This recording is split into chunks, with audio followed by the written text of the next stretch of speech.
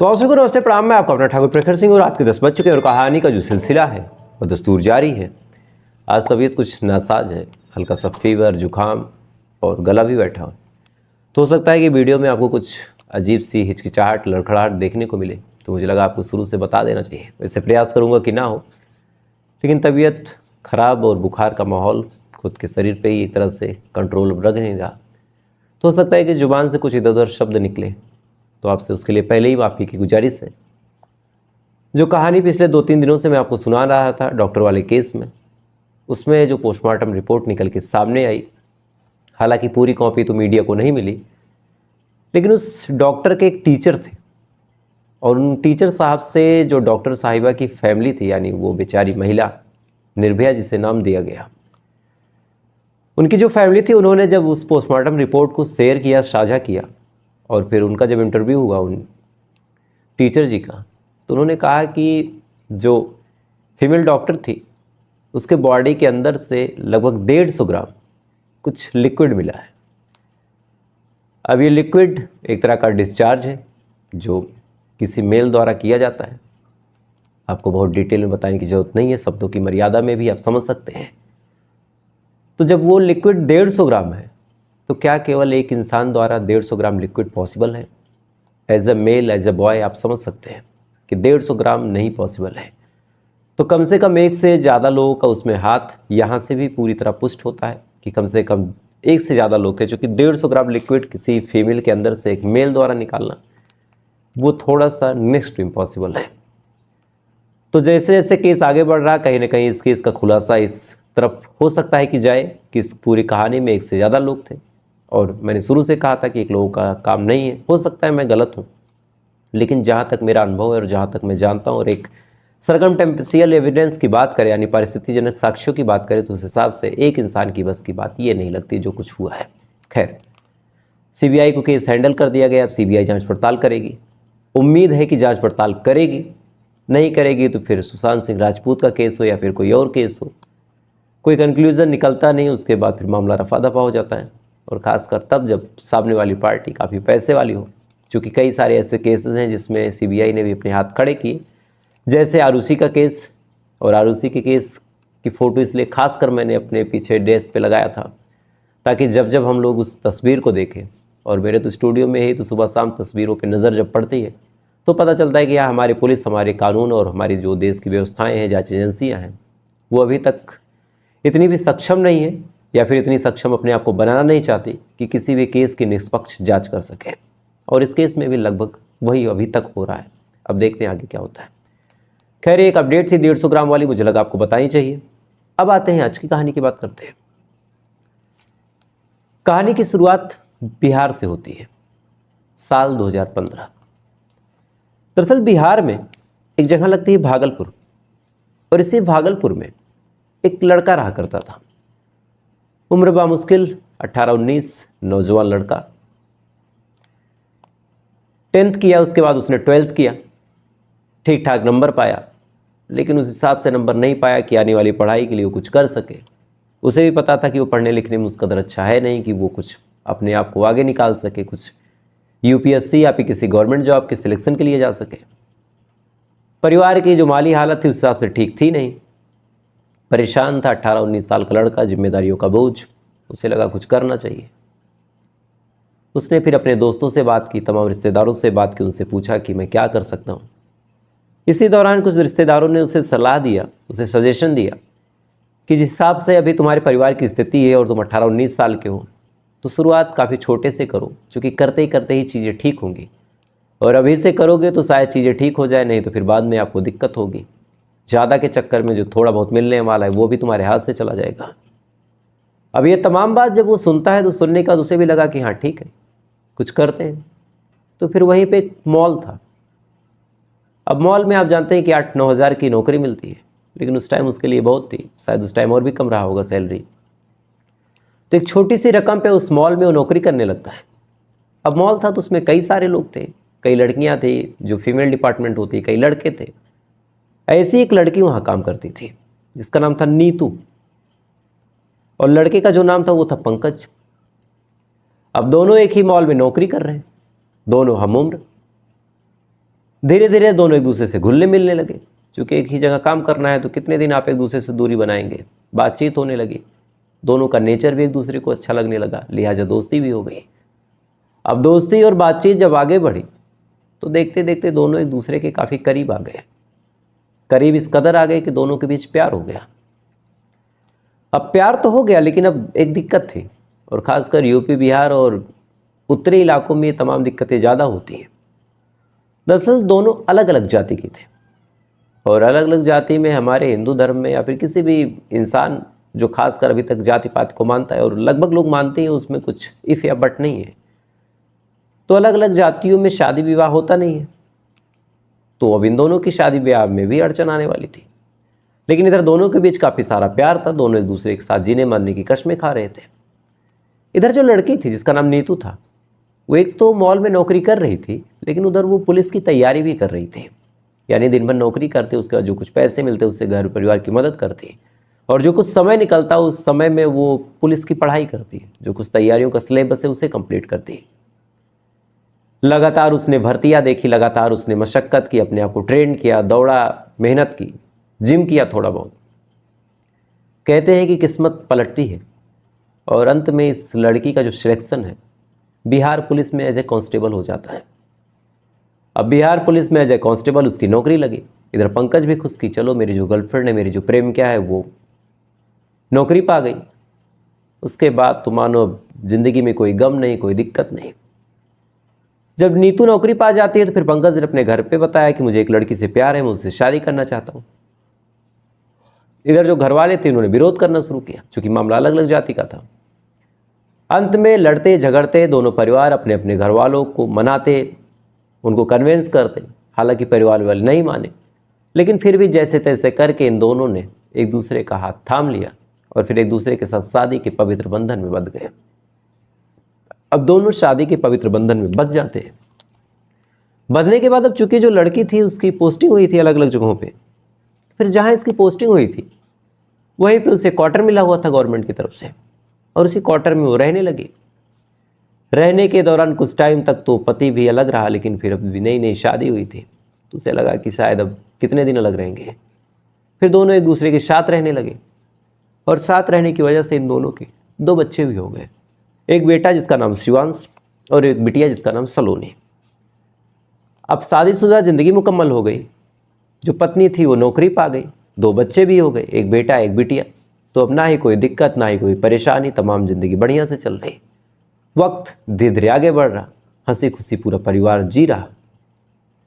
कुछ टाइम पहले की बात है, जो माँ है उसको भी लोगों ने अपने पास बुला लिया कि माँ बेचारी कैसे रहेगी, चूँकि जो पंकज है उसके पिता का साया उसके ऊपर से बहुत पहले से उठ चुका था। तो माँ को भी अपने पास उसे गवर्नमेंट क्वार्टर में लोग रख लिए। अब माँ, बहू, नाती पोते, पति, ये तमाम लोग एक परिवार में ठीक ठाक तरीके से रह रहे हैं। तमाम चीज़ें बढ़िया चल रही। लेकिन इसी दौरान, इसी अगस्त महीने की बात है, साल 2024, यानी एक प्रेम कहानी 2015 से शुरू हुई थी, 9 साल गुजर गए, 2024 आ गया। साल 2024 में इसी अगस्त महीने की बात है, सुबह सुबह इस सरकारी क्वार्टर में एक दूधिया दूध देने आता है। अब आमतौर पे जब वो दूध देने आता था, वो माँ जी को बुलाता था, जो बूढ़ी दादी थी वो आती थी, दूध को ले लेती थी। उस दिन भी उसने ऐसा ही किया। उसने खटखटाया दरवाजे को, कोई बाहर ही नहीं आया। उसने आवाज़ लगाई इस उम्मीद में कि शायद अंदर सब लोग सो रहे हैं, अंदर से कोई रिस्पॉन्स ही नहीं। अब क्या करें? बार बार वो बुलाने लगा, फिर भी कोई रिस्पॉन्स नहीं। उसने फ़ोन कर दिया। अब जब उसने फ़ोन किया तो फ़ोन अंदर पूरी बजता रहा, पूरी घंटी इधर से गई, और अंदर जो रिंगटोन बज रही थी वो रिंगटोन सुनाई दे रही थी दूध वाले को। लेकिन इत्तेफाक देखिए कि अंदर से किसी ने उस फ़ोन को भी नहीं उठाया। अब फ़ोन नहीं उठाया तो फिर दूध वाले ने सोचा कि यार चलो खिड़की से झांक के देखते हैं क्या है।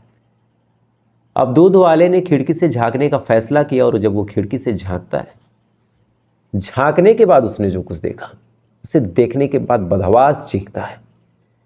चीख पुकार आसपास के तमाम लोग सुनते हैं, भाग के आते हैं, वो भी खिड़की से झांकते हैं, फौरन पुलिस को फ़ोन करते हैं। पुलिस भी जैसे सुनती वो भी भागी भागी आई।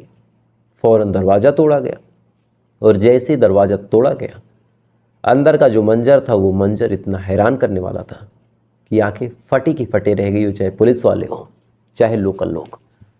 अंदर सबसे पहले जो गेस्ट रूम है उसमें जो पंकज है उसकी माँ गिरी पड़ी है।